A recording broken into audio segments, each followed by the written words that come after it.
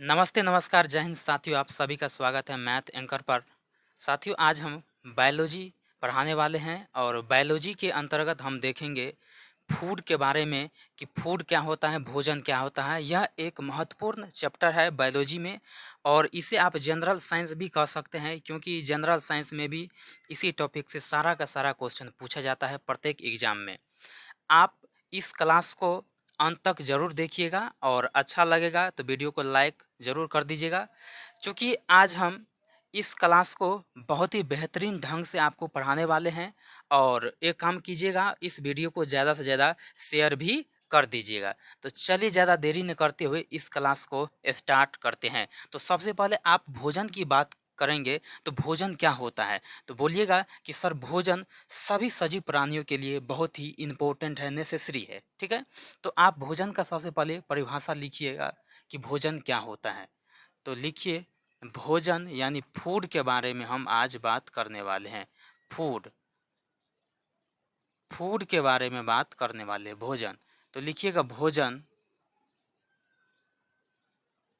भोजन सभी सजीव प्राणियों के लिए, भोजन सभी सजीव प्राणियों के लिए, प्राणियों के लिए मूलभूत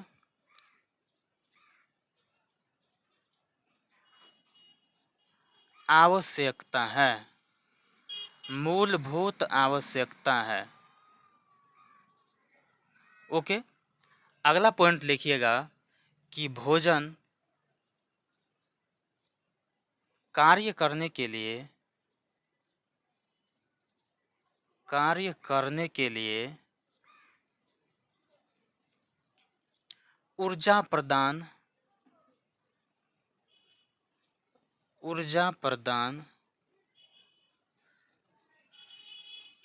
करता है। यानी भोजन से ही हमें एनर्जी की प्राप्ति होती है।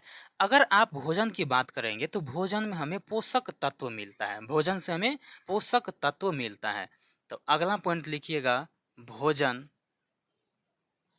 यानी फूड, फूड से हमें पोषक तत्व की प्राप्ति होती है, पोषक तत्व,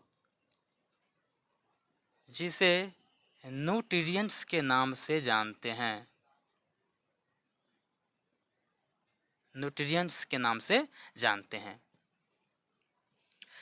अब यहाँ पर पोषक तत्व की बात करेंगे तो पोषक तत्व में क्या क्या सब आता है। तो लिखिएगा कि पोषक तत्व में हमें carbohydrate, carbohydrate, protein, carbohydrate, protein, वसा, विटामिन और खनिज यानी मिनरल्स। यहाँ से एक क्वेश्चन भी बन जाता है कि पोषक तत्व क्या सब होता है। तो कार्बोहाइड्रेट, प्रोटीन, वसा, विटामिन और खनिज। इसे कभी कभी क्रम में भी पूछ लिया जाता है कि पोषक तत्व का क्रम बताइए कि कौन कौन से क्रम में आते हैं। तो ये सब आता है, आपको मैंने ये 5 प्रकार याद होना चाहिए। ठीक है, इसे ही न्यूट्रिएंट्स के नाम से जानते हैं। अब यहाँ पर आप पोषक तत्व हेडिंग दीजिएगा, पोषक तत्व, पोषक तत्व को हेडिंग दीजिएगा। तो पोषक तत्व हमें 2 प्रकार से हम बांटेंगे, पोषक तत्व को 2 प्रकार से, पोषक तत्व को हम 2 प्रकार से बांटेंगे। पहला लिखिएगा, पहला लिखिएगा दीर्घ पोषक तत्व, पहला लिखिएगा दीर्घ पोषक तत्व, दीर्घ पोषक तत्व। दूसरा लिखिएगा लघु पोषक तत्व। दीर्घ पोषक तत्व हमें कार्बोहाइड्रेट, प्रोटीन और वसा रखेंगे, कार्बोहाइड्रेट,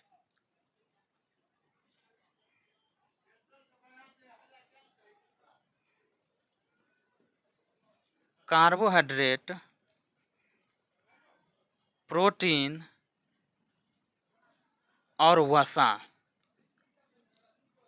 कार्बोहाइड्रेट, प्रोटीन और वसा।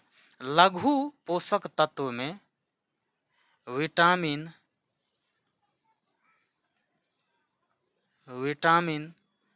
और खनिज यानी मिनरल्स।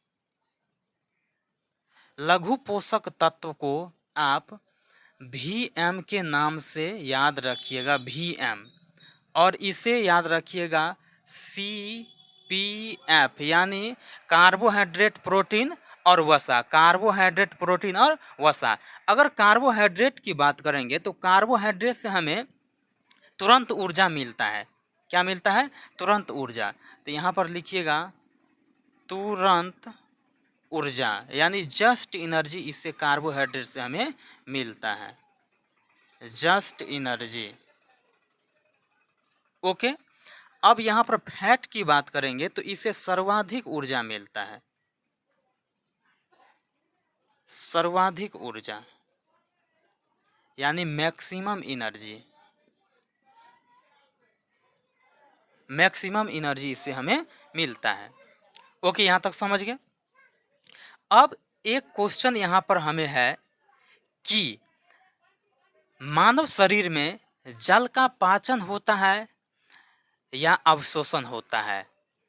और इसे अगर घुमा के क्वेश्चन एग्जामिनर पूछता है कि मानव शरीर में जल का पाचन कहाँ होता है, ये क्वेश्चन है।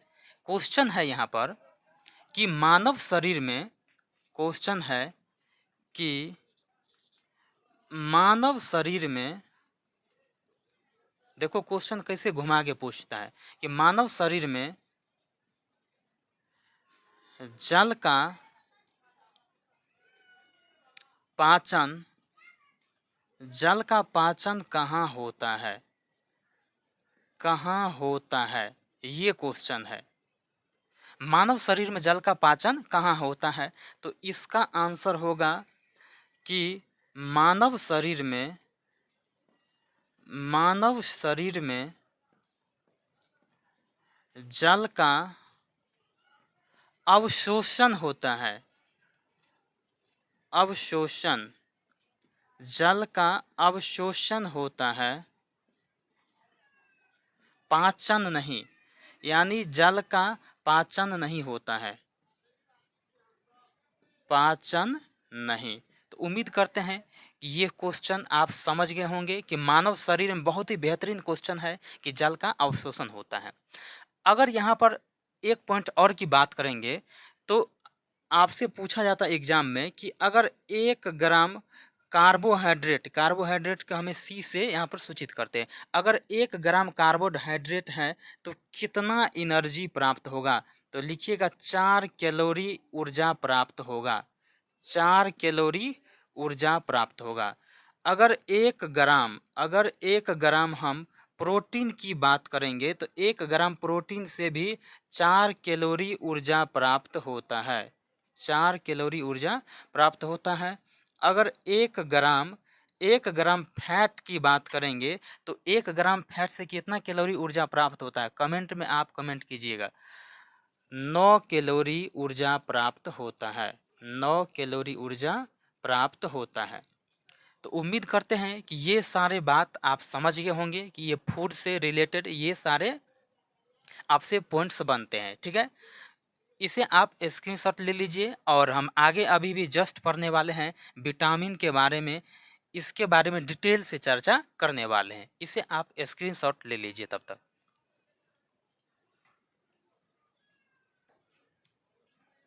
चलिए आगे हेडिंग दीजिए विटामिन, विटामिन यानी विटामिन क्या होता है?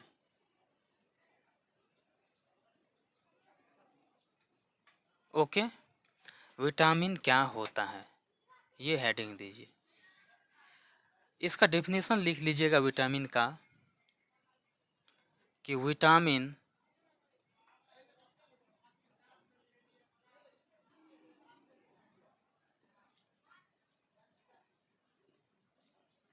विटामिन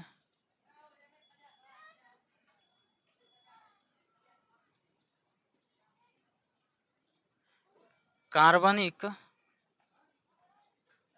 विटामिन कार्बनिक यौगिक होते हैं, कार्बनिक यौगिक होते हैं जो जो हमारे शरीर में जो हमारे शरीर में विभिन्न विभिन्न उपापचयी विभिन्न उपापचयी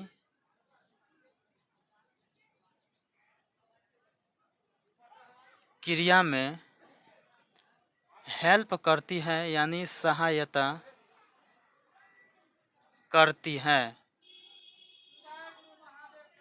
ओके, इतना बात समझ गए कि विटामिन जो होता है एक कार्बनिक यौगिक होता है जो हमारे शरीर के विभिन्न उपापचयी प्रक्रिया में क्या करता है, हेल्प करता है। ओके, अगर विटामिन की खोज करता अगर पूछ लिया जाए तो विटामिन को किसने खोजा, यानी विटामिन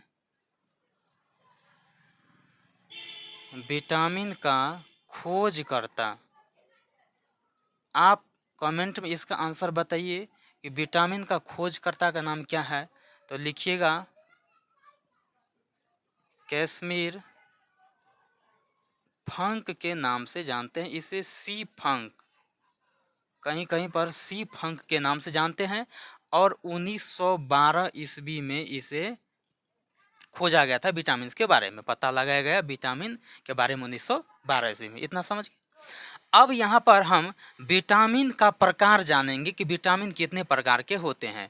तो अगला नेक्स्ट पॉइंट है कि विटामिन का प्रकार, विटामिन का प्रकार, विटामिन का प्रकार, टाइप्स ऑफ विटामिन।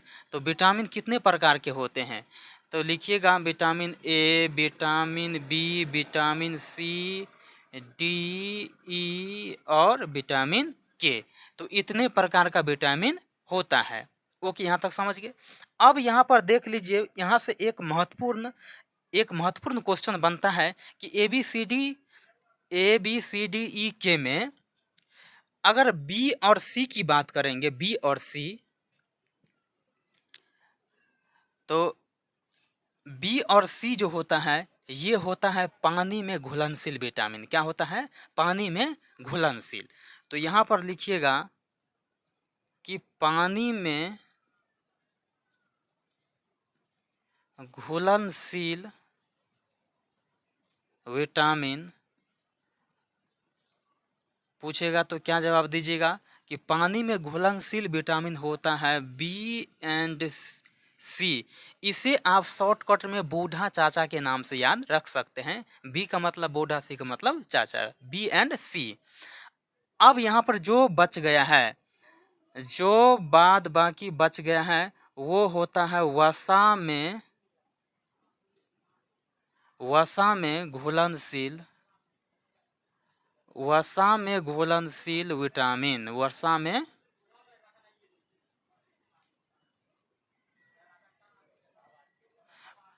वसा में घुलनशील विटामिन होता है एडेक, ए डी ई के। इस एडेक के नाम से याद रख सकते हैं। विटामिन ए, डी, ई और के, ये क्या होता है, तो वसा में घुलनशील होता है। उम्मीद करते हैं कि ये बात समझ गए। अगर आप विटामिन्स के बारे में पढ़ाई करते हैं तो विटामिन्स का केमिकल नाम यानी रासायनिक नाम आपको बहुत महत्वपूर्ण होता है, ये याद रखना पड़ेगा इसका नाम। एक ट्रिक के माध्यम से आप सबको बताते हैं कि विटामिन का नाम चुटकियों में कैसे याद रख सकते हैं, चुटकियों में। तो एक ट्रिक का नाम याद रखिएगा, एक ट्रिक का नाम यहाँ पर लिखिएगा ट्रिक। एक ट्रिक है विटामिन का नाम याद रखने का कि रथ एक ट्रॉफी, रथ एक ट्रॉफी, रथ एक ट्रॉफी। ये ट्रिक बहुत महत्वपूर्ण है, आपको कोई नहीं बताया होगा कि रथ एक ट्रॉफी होता है। और इसी ट्रिक के माध्यम से सारा का सारा विटामिन का नाम हम याद करने वाले हैं कि ये जितने भी विटामिन ए से लेके के तक होता है, बी सी डी ई के। अब र से यहाँ पर देख लीजिए, र से क्या बनेगा, तो र से बनेगा रेटिनॉल। रेटिनॉल, र से रेटिनॉल, और रेटिनॉल को ही विटामिन ए के नाम से जानते हैं, विटामिन ए। ओके, अब यहाँ पर देख लीजिए तो से लिखिएगा थाइमिन, से थाइमिन, से थाइमिन, विटामिन बी। अब यहाँ पर देख लीजिए ए से लिखिएगा एस्कॉर्बिक, एस्कॉर्बिक, एस्कॉर्बिक एसिड जिसको बोलते हैं, एस्कॉर्बिक यानी विटामिन सी। अब देख लीजिए क से लिखिएगा कैल्सीफेरॉल, कैल्सीफेरॉल, कैल्सीफेरॉल यानी विटामिन जिसको डी के नाम से जानते हैं। ट से लिखिएगा टोकोफेरॉल, टोकोफेरॉल, टोकोफेरॉल यानी विटामिन ई। ओके, और अगला लिखिएगा फ से फिलोक्विलोन, फिलोक्विलोन, और विटामिन के नाम से जानते हैं, विटामिन के। तो उम्मीद करते हैं कि रथ एक ट्रॉफी हमने आपको ट्रिक बताए, इसी ट्रिक के माध्यम से आपने सारा का सारा विटामिन का रासायनिक नाम याद कर लिए हैं। इसे बोलते हैं रासायनिक नाम, रासायनिक नाम जिसको केमिकल नेम के नाम से जानते हैं। तो ये सारे बातें समझ गए, ये सारे के सारे बातें समझ गए। यहाँ से एक पॉइंट और लिख लीजिएगा, एक पॉइंट और लिख लीजिएगा, एक पॉइंट और लिख लीजिएगा कि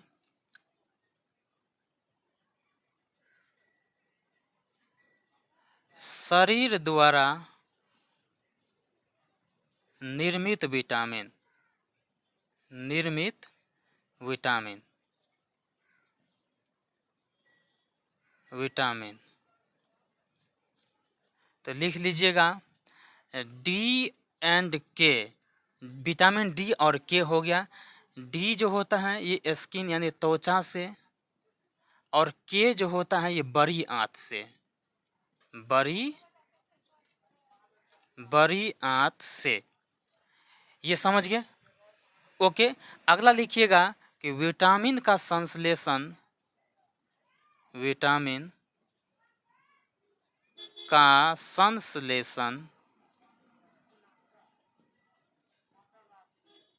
लिखिएगा लीवर यानी यकृत करता है, लीवर यानी यकृत करता है। तो इतने सारे बात आप समझ गए विटामिन के बारे में कि विटामिन क्या होता है, इसका क्या क्या प्रकार होता है। विटामिन को हमने दो प्रकार बांटे हैं, एक बी और सी होता है जो कि जल में घुलनशील होता है, और ये क्या होता है, वसा में घुलनशील होता है। इसे आप स्क्रीनशॉट ले लीजिए।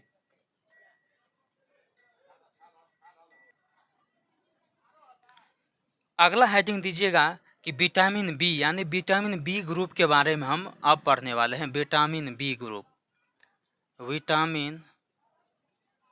विटामिन बी ग्रुप के बारे में हम पढ़ने वाले हैं। विटामिन बी समूह, तो बी समूह के अंतर्गत जितने भी विटामिन आते हैं उसका जो भी रासायनिक नाम होता है उसको भी हम ट्रिक के माध्यम से अभी बताने वाले हैं। तो विटामिन बी सब में क्या सा होता है, आप पढ़े होंगे कि विटामिन बी1 होता है, बी2 होता है, बी3 होता है, बी5 6 ऐसे यहाँ आप किए होंगे, लेकिन आप कन्फ्यूजन में पड़े होंगे कि इसका केमिकल सर नाम नहीं याद रहता है।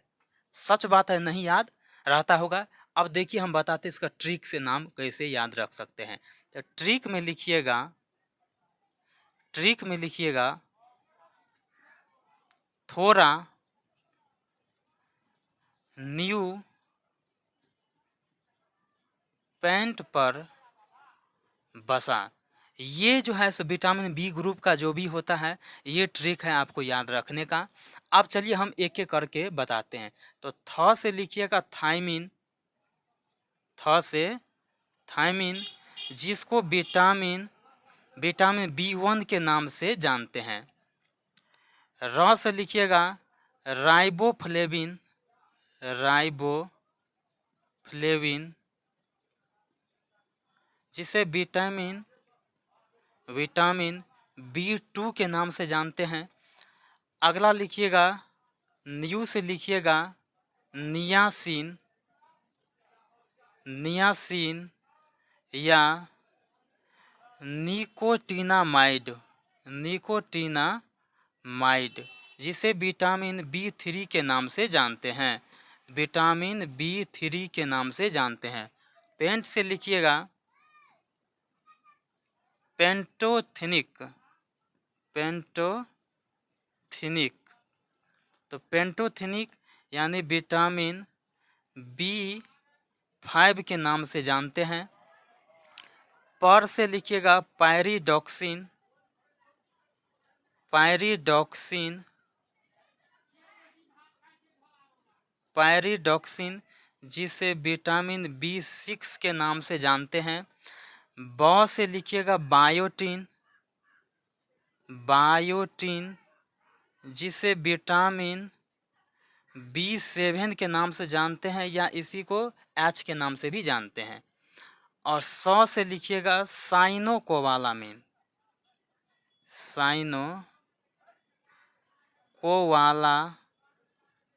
साइनोकोबालामिन, जिसे विटामिन B12 के नाम से जानते हैं या इसी को विटामिन 9 के नाम से जानते हैं। और विटामिन 9 को ही फॉलिक एसिड बोलते हैं, फॉलिक एसिड यानी फॉलिक अम्ल, फॉलिक अम्ल, इसी को फॉलिक अम्ल के नाम से जानते हैं। तो उम्मीद करते हैं कि जितना भी विटामिन बी ग्रुप का था वो सब का सब ये क्या हो गया, तो ये सब का सब क्या है, तो आपका केमिकल नाम है, रासायनिक नाम, रासायनिक नाम। अब आपसे सवाल पूछेगा एग्जाम में कि अगर आप विटामिन B1 का रासायनिक नाम बताइए तो बोल दीजिएगा थायमिन होता है, विटामिन 3 का तो नियासिन या निकोटिनामाइड होता है। तो इस तरह से आप इसका नाम याद रख सकते हैं, इसे आप स्क्रीनशॉट ले लीजिए। अब हेडिंग दीजिए विटामिन B1 के बारे में, vitamin B1, vitamin B1 heading दीजिए और विटामिन B1 के बारे में हम बताते हैं। तो सबसे पहले इसका रासायनिक नाम बताइए, रासायनिक नाम, विटामिन बी का रासायनिक नाम तो अभी अभी जस्ट बताए हैं रासायनिक नाम, कि इसका रासायनिक नाम होता है क्या, थायमीन होता है, थायमीन, क्या होता है, थायमीन होता है। और ये बताइए सबसे महत्वपूर्ण कि विटामिन B1 है कि वसा में घुलनशील है या जल में घुलनशील है। तो आप बोलिएगा कि इसका प्रकार में बात करेंगे तो लिखिएगा ये क्या है, तो जल में घुलनशील विटामिन है, जल में घुलनशील विटामिन, जल में घुलनशील विटामिन, ओके, जल में घुलनशील विटामिन। अगर आप इसे कमी के बारे में बताइएगा, इससे क्या कमी से रोग होता है, तो लिखिएगा कमी से होने वाला रोग, कमी से होने वाला रोग। तो बोलिएगा इसे कमी से होने वाला रोग होता है बेरी बेरी, क्या होता है, बेरी बेरी, जिसे मांसपेशियों में जो कमजोरियां आता है, मांसपेशियों में कमजोरी, मांसपेशियों